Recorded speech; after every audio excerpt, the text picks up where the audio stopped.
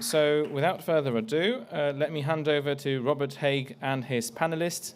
This session will be focusing on sustainability as a driver of soft power. Sustainability has a notable effect on how nations build and exercise soft power as geopolitical conflicts, challenging economic conditions, and domestic political environments change. The extent to which sustainability is prioritized can fluctuate too. In this session, we will discover the latest sustainability-related findings from the Global Soft Power Index research, including which nations are perceived to be most committed to sustainability and how important sustainability is in shaping soft power in 2025. Robert, over to you.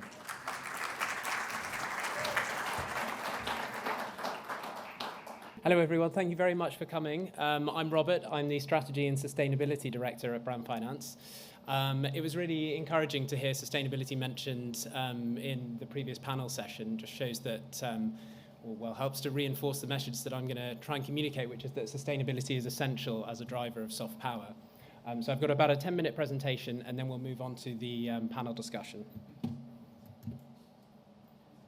So I thought I'd start by highlighting the UN Sustainable Development Goals. And the reason for this is just to underline quite how inherently international sustainability is. Soft power is all about influence in the international arena. And you can see from some, if not all of the SDGs, be that climate or sourcing medical supplies or reducing hunger, that countries are incredibly sort of interdependent on one another when it comes to sustainability. And have a few world maps to try and underline this point. So the first here is a map that shows per capita greenhouse gas emissions. So you can see that the biggest source countries in terms of intensity are places like Saudi Arabia, Australia, Mongolia, and Canada. But then if you look at the following chart, this shows where the effects of those greenhouse gases are likely to be felt most intensely, and in some cases are already being felt most intensely. And rather than the places that are emitting those greenhouse gases, we see places like the Amazon, the Sahel, and southern India likely to be most affected. The chart you're seeing here shows the 1,000 rivers that are the biggest sources of plastic pollution to the ocean. So you can see the red dots here are actually concentrated in Asia and to a lesser extent in parts of Latin America and Africa. Whereas the following map, which shows concentrations of microplastics in the ocean, shows that although Asia is a real spot of intensity for microplastics, there are other places that aren't sources that are really badly affected. So that could be in the Indian Ocean or Pacific Island states, but even actually North America. So it's not always a case of the global north or more prosperous countries negatively impacting less developed ones. I think the point to note here is that the effects of these impacts, be it plastic pollution or climate or other sustainability issues, are being increasingly visibly felt. If you're seen very overtly to be a bad actor when it comes to sustainability, how can you possibly hope to positively influence other actors in the international arena? And this is borne out by Brand Finance's data. So the chart that you see here is from our soft power dashboard, which you can access online. I think if not now, then certainly after the summit. Here on the x-axis, you see performance on our sustainable future pillar. And then on the y-axis, perceived strength in international relations. And you can see there's a very strong relationship there. But it's not just in terms of geopolitical influence. It's also in, for example, business and trade, which you see here, perhaps an even stronger relationship between perceived sustainability and attractiveness as a location for business and trade. So we assess soft power across 8 different pillars. And one of those is the sustainable future pillar, which is focused on environmental sustainability. But sustainability, as many of you will know, is much broader than that. And actually, it spans 7 of the 8 pillars, taking in a number of different governance, social, and environmental related factors. So if we look at the countries, I hope I haven't given the game away here, Conrad, and sort of scooped your release, but this is just a highlight of some of the countries that perform particularly well. So you can see that 3 countries actually dominate when it comes to the top performances on sustainability: Switzerland, the UK, and Japan. And then the last 2 spots being occupied there by Canada and the US. The US is top in terms of being helpful to countries in need. I think there are question marks over whether that status will be in place this time next year, but it's there for now. And I think there are a couple of reflections to make here. I think one is that one interesting thing we see is that nature adjacency seems to be a strong predictor of how sustainable a country is perceived to be. So if you think of, for example, Japan or Canada or Switzerland, one of the first things that comes to mind is pristine mountain landscapes, as well as the other kind of positive attributes of those countries. And that nature adjacency creates a sort of perception of sustainability. The other is that large, well-known countries seem to enjoy a halo effect from the familiarity and general positive perceptions, even when it comes to sustainability. So, for example, a country like Costa Rica, which undoubtedly is a strong sustainability performer and is seen that way by those in the know, doesn't quite reach the very top of these, just because the familiarity with the wider global public isn't quite there in relation to countries, say, like Japan. And for that reason, we've actually done a little bit of extra analysis this year, which is new. So what we're trying to do is to look at the difference between sustainability perception and actual sustainability performance, to highlight some of these countries that don't always get the recognition that they really ought to. So we've looked at the Sustainable Development Report, which allocates a score for countries every year based on their actual sustainability performance, takes in sort of hundreds of different metrics related to the SDGs. And we've looked at the difference between that and Brand Finance's sustainability perception scores. And we find that there's a quite interesting range of countries that really ought to be getting a lot more credit for their sustainability actions than they are. A lot of them are in Eastern Europe, so Croatia, Ukraine, Slovenia, and then a couple of others like Cuba and Jamaica. So you can see that it's really essential for countries to communicate strongly when it comes to sustainability. It's challenging if you're a small nation to get that cut through, just as it is if you're a kind of smaller brand. But what's really important is that you do it as part of an integrated soft power strategy and put best efforts into communicating your sustainability performance so that you can reap the soft power benefits, be they international relations, be they trade, be they tourism, etc. And with that, I'd like to welcome my panel to the stage. So we have Adriana Acosta Rivas, who is the Director of Communications, Marketing and Nation Brand with Essential Costa Rica. Ewan Topping, Senior Partnership Manager at the Ocean Cleanup. And Sarah Cook, Head of the Environment Programme at the UN Global Compact Network in the UK.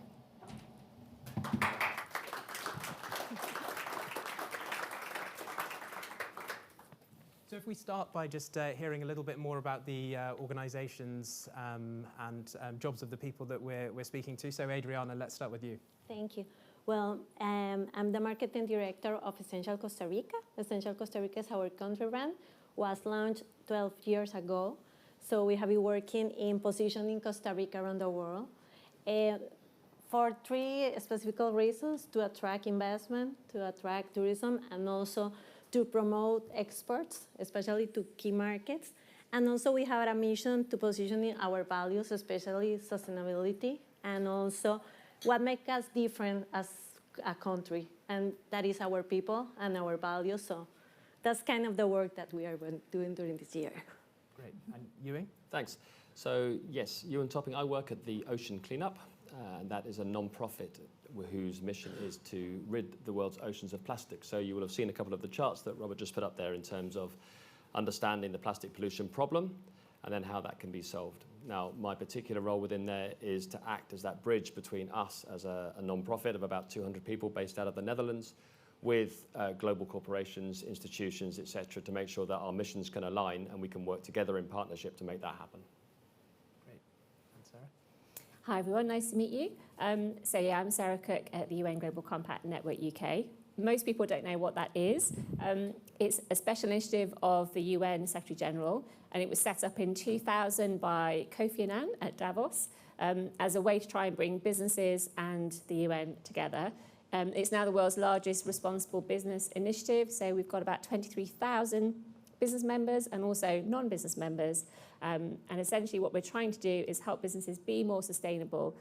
So we have kind of three sort of pronged strategy, which is trying to inspire more ambition, enable action, and then shape the business environment. So I head up the environment program team. So we cover all programming, events, workshops, training to help our business members become more sustainable. Thank you. So I've given some of the high-level data when it comes to showing the relationship between sustainability and soft power, but I'd really like to hear some specific examples from your work that underline that. So Sarah, maybe if we start with you. Yeah, I mean, I guess in a way the UN Global Compact itself is a great example of soft power, because actually everything we're trying to do is essentially convene businesses together with experts and stakeholders across society, and then trying to build consensus around key topics and around action, and really encouraging more sort of collaboration. But it's interesting that when we look at the reasons why businesses join UN Global Compact, there are some very practical ones, like actually, one of the key reasons is that they want to really embed sustainable action across the business. But the primary reason they actually join is because they want to build trust in their company through their commitment to sustainability. So actually, that's really at the heart of what they're trying to do. And then when we look at the benefits that they then cite around why sustainability, how sustainability helps them, again, we have some of those more practical elements like risk management and resilience, cost savings and efficiencies. But actually, primarily, what they're talking about is building their sort of leadership in innovation, access to new markets, access to new investors, competitive advantage, and then also really looking at how they can influence those kind of stakeholders and engage more with stakeholders, which covers more investment, but equally how they're attracting talent or retaining talent, how they're engaging across their supply chain. And we've definitely seen some really interesting examples across some of our members that are really, I guess, leading that way in not only using their influence for good, but trying to influence others within their industry, but also beyond. So one is SSE, and I guess we find quite a lot of the energy companies we work with that are very much on that journey to renewable energy. They're actually really leading the way in actually trying to solve some of these big gritty problems. So SSE, based in Scotland, headquartered in Scotland, but they were the world's first company to actually have a just transition strategy, which is all about how you can have a green transition that is actually fair and doesn't leave anyone behind. And then Unilever is another interesting example where everyone knows Unilever. One area that they're really leading is in their climate lobbying. So they actually set a new benchmark last year with, and I need to remember the name of this, their climate policy engagement review, which essentially they looked at all of their industry associations that they're members of, and it's like 500. It's huge to really look at, where are those industry associations actually supporting climate change and where are they not? And if they're not, what do we do about it? Do we pull out? Do we try to influence them? And they got the highest ever score in terms of that activity. And now they're calling on not just their own industry, but all businesses to actually follow suit, to actually do that work, because then that can mobilise more action, holding those industry associations to account. Great. And Ewan, you work with both companies and national governments at the Ocean Cleanup, don't you?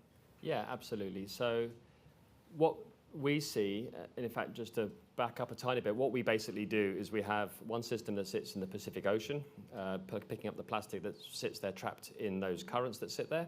And then from those 1,000 rivers, we've identified 30 cities, which we are then focused on to put deployments into the rivers to stop plastic flowing from the rivers into the oceans. Now, what we see when we have to work with the rivers side of it is you have governments that have lots of competing interests, but there's no lack of ambition. So no one's sitting there saying that this is a perfect situation, but what they often lack is the means to be able to do that. What we as an organisation can do is come in and offer solutions. So we can offer the research, we can offer the type of deployment that would go into there, and we can offer funding in some cases as well, which then enables them to take a step forward and lean into this, to solving that problem.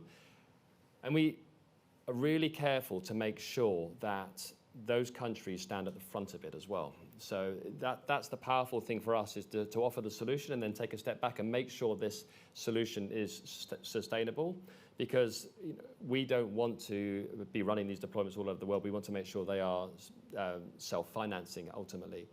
And so us going in there and offering that is powerful, but the governments that we're working with don't just benefit from removing the plastic from the rivers. There's lots of secondary benefits of them, which makes them even more keen to do that. So when we look at our impact as an organization, we measure plastic kilos we've taken out, but we also now measuring the amount of coastlines that are cleaned, which means they no longer need to look into paying for beach cleanups. We can look at carbon credits from mangrove forests that are no longer destructed. We can look at carbon sequestration from coral reefs and seagrasses that we're working with as well.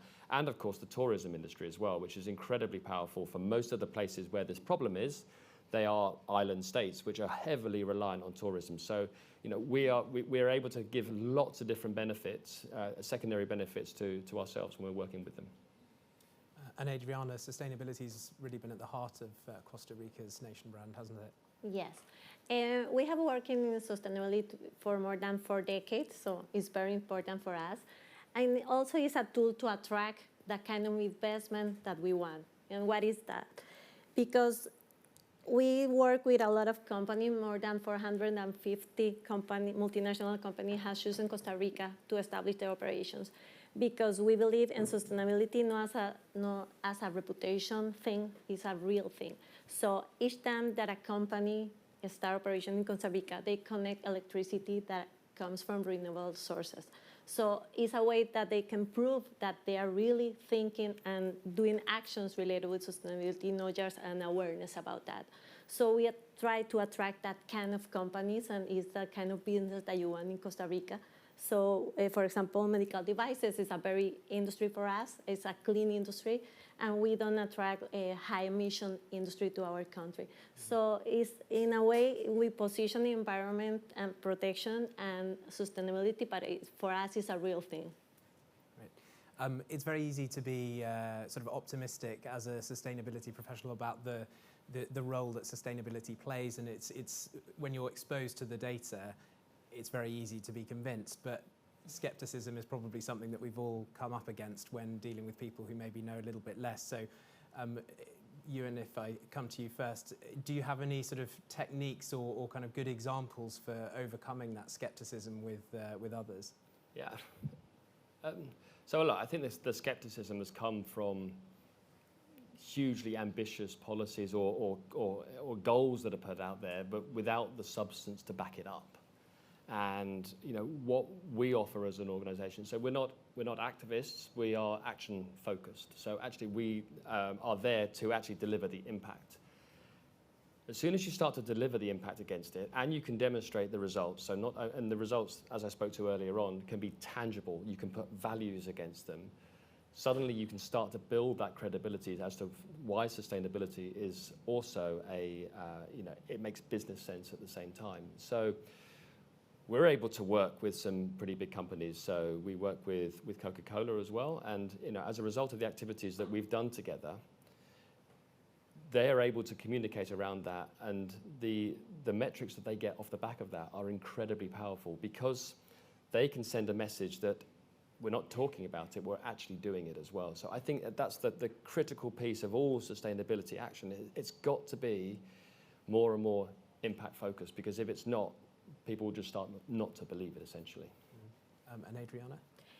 In our case, we work hand-to-hand to private sector. We have a licensing program with more than 450 companies, and they have to be aligned with our values, and one of our values is sustainability. So we check more than 25 different aspects related with sustainability to be part of our program.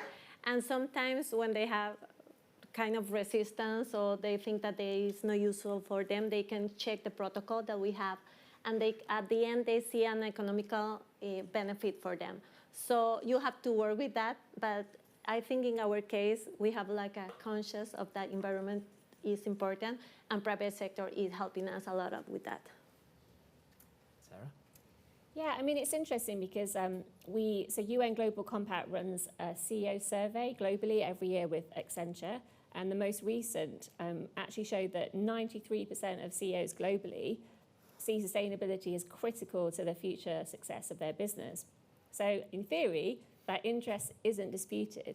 I think what we tend to find is that where businesses are struggling is how do you maintain that momentum and how do you actually stay firm on trying to achieve those targets, particularly in the face of short-term challenges. This came up a lot last year. I think there was kind of midway through the year, Science-Based Targets Initiative were in the press quite a bit around targets. So we did see businesses wobbling a little bit. And we actually had a panel on this talking about how do you navigate those short-term challenges to maintain that long-term direction. And actually one of the things that came out there was that, we talk about short-term challenges and the increasing levels of complexity and uncertainty. And the reality is they're not going anywhere. In fact, they're going to get tougher and worse. So one of the things we actually now advise is you need to get comfortable that it is going to be uncertain and more complex. And actually the best way of navigating that is by being more prepared and being more sustainable. And then you will actually, in theory, try to navigate that long-term resilience.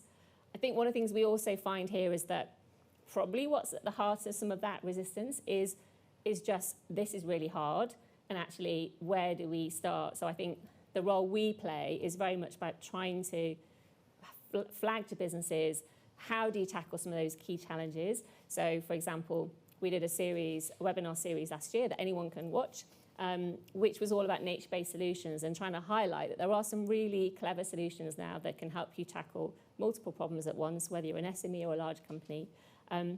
But also, how can we signpost what they need to start thinking about? And so adaptation is a key one we're going to be focusing on this year because there are some, we're already in a world that has gone past 1.5. January 2024 was the hottest year. January is the hottest month this on record. And without spoiling our series, the stats are a no-brainer in terms of the risk to EBITDA of not adapting and the return on investment the sooner you start spending money on adaptation. Yeah, I mean, as clear as that case is, and I was alluding to this earlier, we've seen a real tilt away from sustainability by certain governments.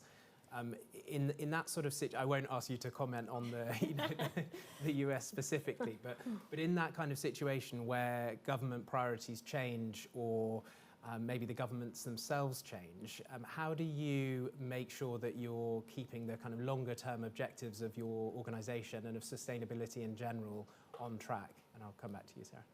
Yeah, I mean, it's a really tricky one because if you look at the fact that we have short-term political cycles, we've also then potentially got regional changes going on in most countries as well. And then when you lay the fact that probably most businesses are focusing on their short and medium term, none of us are really set up well for actually how we tackle some of these longer term challenges.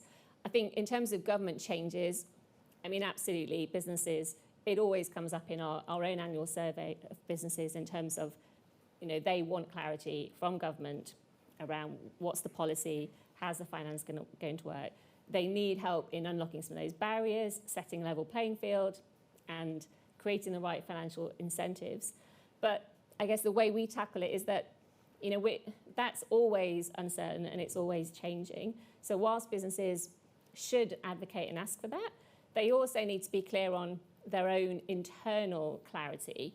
And I think that's been interesting recently, seeing, there's been lots of stories of companies backtracking. Well, that's not a very good indication of your internal direction and leadership. And I think what's been nice is that we've actually seen some really positive examples in the face of some of that backlash. So, for example, I think there's something like 500, 600 companies now and CSOs that have all signed a letter to try and urge the EU not to weaken the European sustainability disclosure requirements because they don't want to essentially weaken that clarity of what businesses need to do. You've got examples like COSTA. I don't know if anyone saw this in the news recently, but where there was a conservative think tank tried to bring in some anti-DI policies, and the board and the shareholders all clubbed together to actually overturn that because they said DEI is critical to the success of our business. And we recently saw in the Financial Times Jesper, I've forgotten his surname now, it's terrible, isn't it? The CEO of the Inca Group, IKEA, and he's actually the vice chair of UN Global Compact. And he was in the Financial Times recently holding firm on sustainability in the face of short-term challenges. I think one of the things that we advise to companies in this situation is kind of like a three sort of fold approach, really. So firstly, think about what can you control within your own business. Then secondly, where can you collaborate, which might be within your supply chain or within your industry. And then thirdly, if you've still got issues, then where can you have a call to action in terms of advocacy, or where do you need to have a call to action?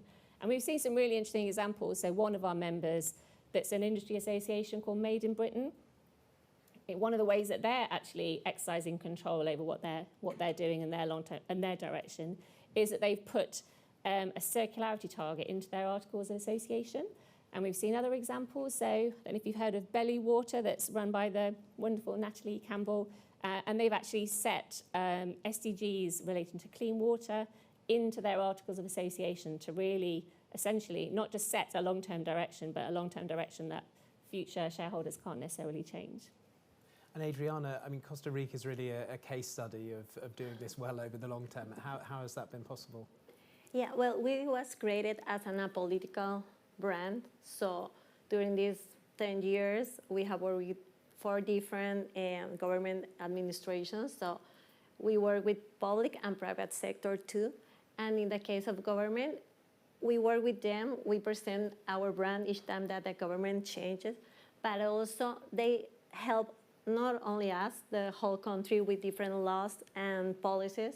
For example, they protect our territory. 25% of our territory is protected, and also 30% of the ocean.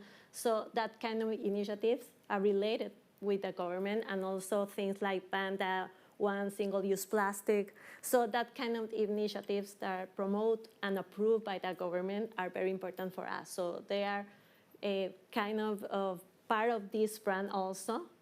We are apolitical, but they are part of them. Of us, sorry. And also the private sector help us to a boost to all the initiatives that we have, and to be really engaged with our values and sustainability as one of the most important ones. And you, and at the organization level, how do you manage those shifting priorities? Yeah.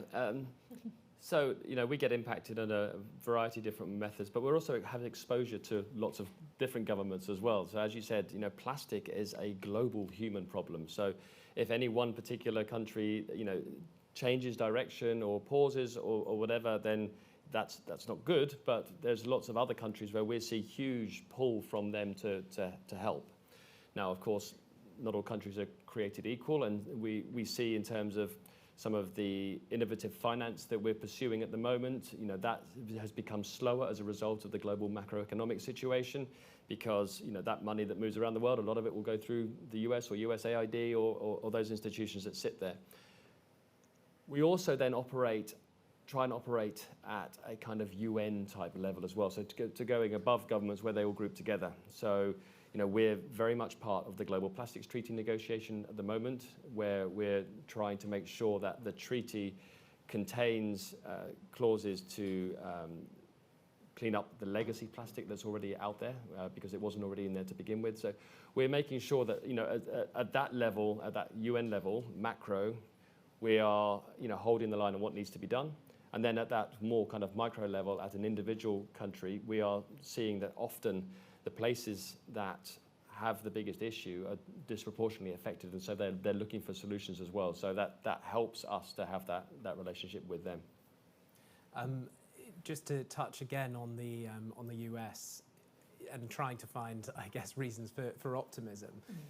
Do you think that this, if we do see an acceleration of pullback from sustainability commitments by the US and maybe some other countries, do you think that creates an opportunity for other nations or other actors to sort of step into that void and develop their soft power in that way and reap the rewards? It'll have to. We'll see how it happens in the short term. We'll see what comes back from that. I mean, an interesting anecdote is I was speaking to a company from the US only this week that was saying that we are not able to do what we want to do at the moment, but we still know that our shareholders and our consumers still want us to pursue sustainability initiatives. So I think there's still, enough groundswell from ultimately consumers, because that's what we also see in our work, is that we're having this conversation with corporates because it's a powerful message for their consumers, and that it's change that's being requested by the people that are purchasing those products, and so ultimately that's going to be the business driver. So there are always going to be ways. I mean, like I said, currently we're working with areas where I think we can deliver real flagship experiences on countries, showing how you can work public-private together to demonstrate that you can actually solve this problem. And I think that's also one of the powerful things that we can demonstrate as well. So something like plastic pollution is so large, it can feel kind of, you're paralyzed by it. But we are also able to demonstrate with smaller regimes really in governments that we can actually make impact onto that and change public perception and deliver impact. So that, I'm hoping, is going to be the way that we'll be able to persuade more countries that it's the right thing to do. And Sarah, I've seen from the results just now that the UK is already perceived to be performing quite well, but could this be the UK's opportunity to be the sort of global champion for sustainability, do you think? Yeah, I think the UN's been quite outspoken in voicing its regret about the US withdrawal from the Paris Agreement, but also flagging at the same time that the transformation that was envisaged by the Paris Agreement is actually already underway. So I guess, to kind of excise some, this is not the end of the world here. But yeah, it was great to see the new UK government take back some leadership at COP29 last year and be, one of the first companies to set their new nationally determined contributions, which essentially is setting their emissions reduction target for 2035. And it was an ambitious one that was in line with the Climate Change Committee's advice, which was great. And they were only one of 10 companies that actually did it on time, but that's another issue. And that's great to see, and obviously we encourage that. I think what we now want to see is some concrete actions being set out that are now going to deliver those actions. And we know that's going to be tough because some of those actions start to get into some quite difficult areas of they're coming into people's homes and into people's lives. So actually I think it's more important than ever that the business community especially, but also other, anyone really, lends that support to the government to sort of stay firm and give the government confidence to hold that course and then show how it's done, because we need more examples now, not just setting ambition, but actually how we're going to deliver it. Interestingly, I think businesses do need to be more outspoken in terms of their climate advocacy. We did a webinar series last year on corporate climate advocacy because we found that 89% of corporate lobbying is anti-climate. So this is not a level playing field, actually. So by being quiet, you are actively helping, the sort of fossil fuel sort of lobbying and anti-climate lobbying that's going on. So by doing more, that's going to be really important. And I think there'll be more opportunities for coalitions and collaborations. So like the non-fossil fuel proliferation treaty, that's got governments, cities, organisations all signing up, and that's all hopefully kind of giving confidence to those governments that are doing the right thing. And Adriana, do you think Costa Rica's in a, well, I guess it certainly is, but is Costa Rica in a good position to take advantage here too? More than advantage, I think that as a country, we have proven that a small country committed with sustainability can be an example. So I don't know if you're small or big, you can do actions, real action, not only to talk about sustainability. And we have proved during a lot of years that. So in our case, our strategy for the next 10 years will be focused on sustainability and climate change, and we are working on that from education in our country, but also we are participating in different international leaders with other leaders internationally. For example, we are co-hosting the UN Ocean Conference this year with France. So we are a small country that over there we are trying to make a space and talk about sustainability, and you can do a lot of things no matter if you are big or you are small. Just moving on to the final couple of questions, and actually that's quite a neat segue. My penultimate question is actually that kind of climate has dominated conversations around sustainability for the early years of the 21st century. What other issues do you think may start to become more salient? You know, you mentioned oceans. Are there others that you think are going to become particularly critical in the next few years? Yeah, right now it's not only to prevent, it's how you can adjust yourself to the things that are going to happen. And I think last year is a proof of that, about climate change. But in our case, we think that sustainability is more just like the green part, emissions and all that. It's also about the people. So we abolished our army more than 45 years ago, and all that budget we invest in education and in health. So that kind of actions are also related with the sustainability. You know, the green part, you have to think about the well-being of your citizens. And that is very important also for sustainability. When the people are good, they are more concerned and they can do actions to protect the environment. So I think that holistic way to see environment and protection of the preserve the nature and all that, I think start with the citizens. So that's what we are doing that too. And Ewan, maybe this is an easy one for you to answer. Can I say plastic pollution? Definitely plastic pollution is on the agenda, but I think how you describe what the problem is also really important, because you can talk about climate, but actually plastic pollution, as do so many of the other issues that we're facing, are all interconnected. So from plastic being in the ocean, being broken down by waves and UV light into microplastics, it goes deeper into the food chain, it starts to become a human health issue. We've also got a biodiversity crisis as well. There's like 170 different mammals that are at risk of extinction directly due to entanglement or plastic pollution in the waters as well. Plastic also inhibits the ocean's ability to uptake and sequester carbon. So that then links directly back to climate change and the CO2, the air that we all breathe. And again, that doesn't discriminate per country. So yeah, I hope the plastic pollution stays on the agenda as it is, and we're working very hard to make sure at that kind of international level that it happens. But we're also, more importantly, not waiting for that. We're actually on the ground taking action and delivering that impact on the ground to countries around the world. And we can even see that. So we're working in Indonesia at the moment, and we now are able to put as part of our prospectus that the real estate values are going to start going up as a result of us cleaning up the river, because people will pay more for land that's next to a clean river.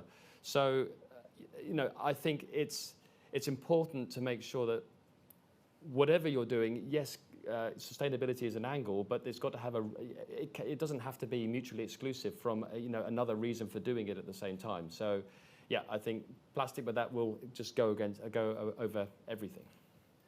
And Sarah? Yeah, I mean, we definitely see that.